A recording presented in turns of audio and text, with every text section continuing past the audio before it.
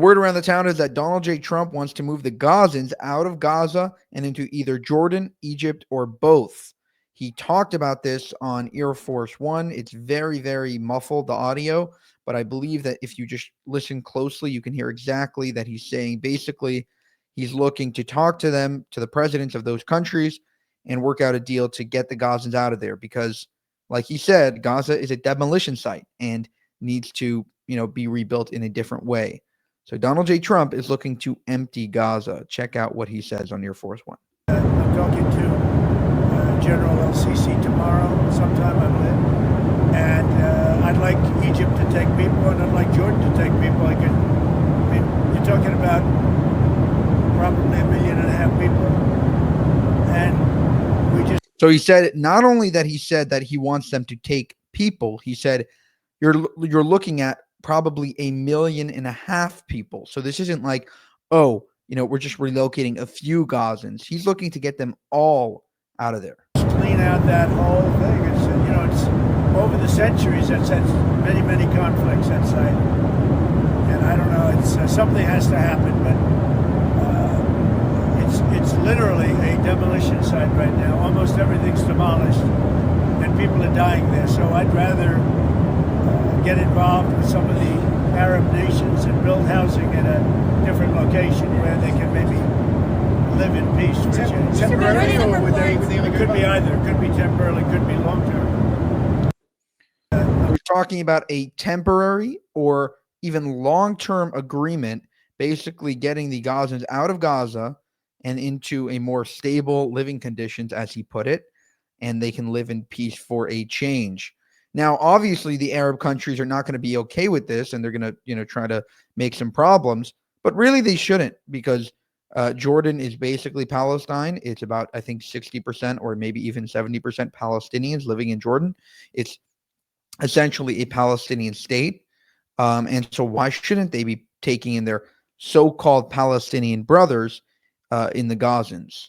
Just so you know what's going on the ground right now, there's a massive holdup at the Nitzarim quarter, because Hamas, surprise, surprise, violated the terms of the ceasefire hostage deal.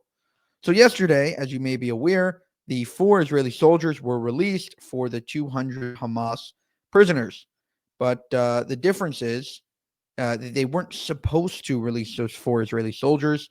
Actually, they were supposed to release a woman by the name of Arbel Yahud on Saturday. So Netanyahu is pissed. He's like, you violated the terms of the agreement. We said we wanted Arbel Yahud on Saturday.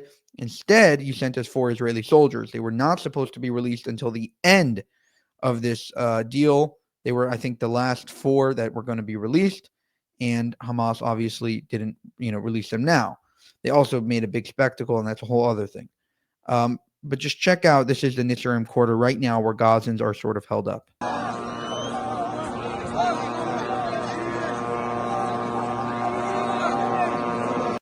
Pretty apocalyptic, if you ask me. Just literally, probably hundreds of thousands of Gazans waiting to get back into the north of Gaza. And I'm with Netanyahu all the way.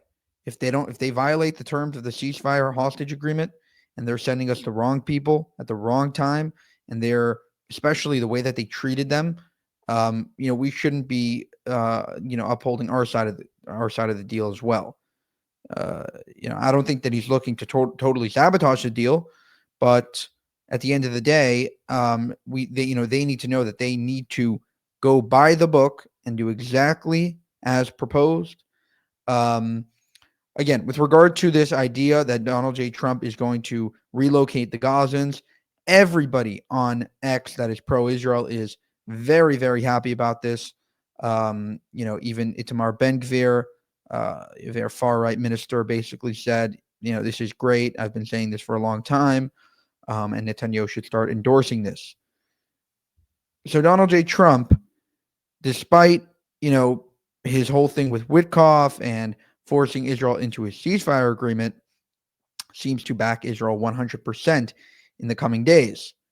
I think that he understands that things need to be done differently. He's not looking to, stay in the same sort of the template of the Middle East has been just war, war, war, and more war. He's looking to settle things as well as not penalize Israel for being the only state that can actually be negotiated with. In fact, he's going to the Arab states and saying, you need to do this, you need to do this, and you need to do this.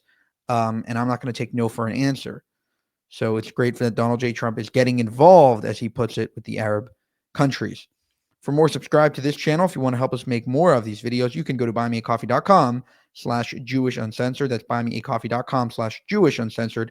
And we'll keep you updated on anything that happens in the Middle East, as well as anything that happens to world Jewry as a whole. Thank you, and have a good one.